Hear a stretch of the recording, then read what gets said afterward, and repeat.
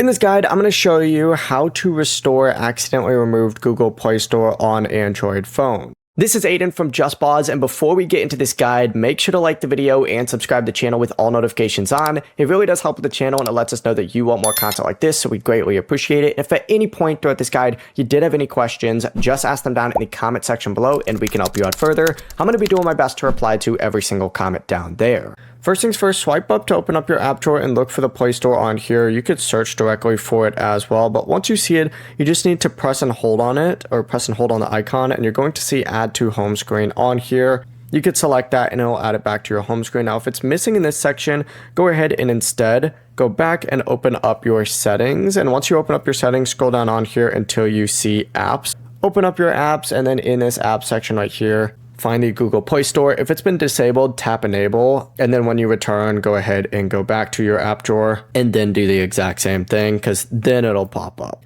The process is that simple. Before you do leave, make sure to like the video and subscribe to the channel with all notifications on. It really does help with the channel, and it lets us know that you want more content like this. We'd greatly appreciate it. And if at any point throughout this guide you did have any questions, just ask them down in the comment section below and we can help you out further. I'm going to be doing my best to reply to every single comment down there. Peace.